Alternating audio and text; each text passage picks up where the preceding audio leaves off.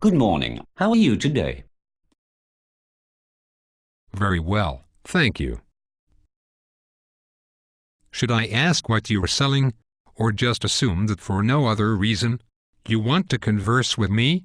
Well, I guess I'm selling myself. Excuse me? I'm running for political office and need to keep up appearances to get votes. Wow. This may not be the best way to reach people. I'm only one person.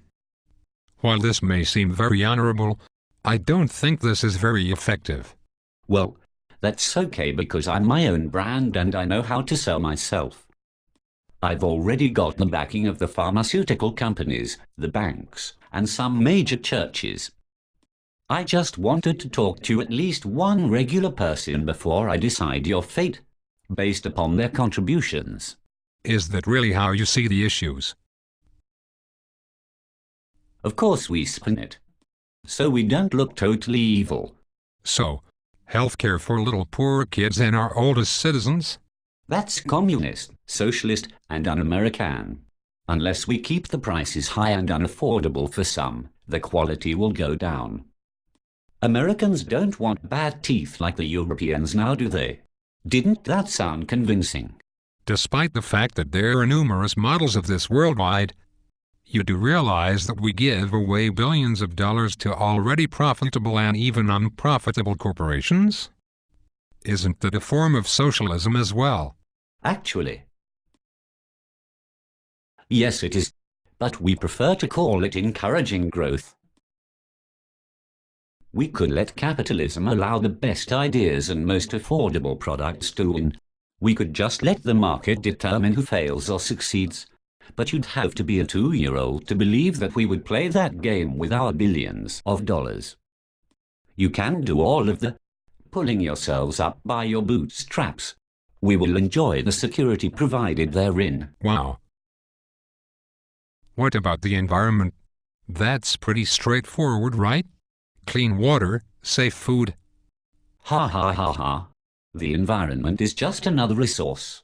If you make it scarce, you can commodify it and charge increasingly higher prices. Soon we'll even be able to charge for regular clean air. Think about it.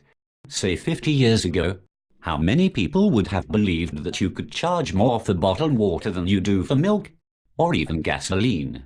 How do you get someone to side against clean air or water just to make someone else rich? Well, it's all about how you market it. We play to their pseudo-pioneer spirit sometimes.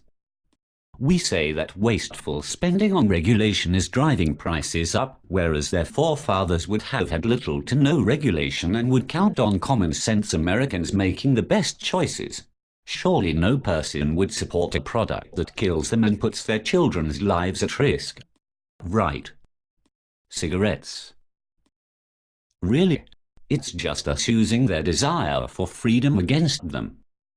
I mean, is it really freedom when a company can market something to entice you from the time you're young with addictive substances? But I digress. I am really put off by your honesty about all of this. How can you sleep at night knowing that this is happening? Really? It makes me feel more powerful that I'm the one at least doing something while others are merely being affected by it. Not even a president could start or stop this by himself, and I'll probably never get that far. Might as well get rich in the process. Most people won't organize or won't know this is happening. Well, I'll reference your story in my victory speech. Perhaps I can change something for the better after all. You're that confident of a win? Huh? Not you worry. Even if I don't win, we still win. If my opponent hasn't taken money from my contributors yet, which I doubt, he will soon cave to the mounting pressure from a PR smear campaign. We can be relentless in our search for even the smallest character flaw when properly motivated.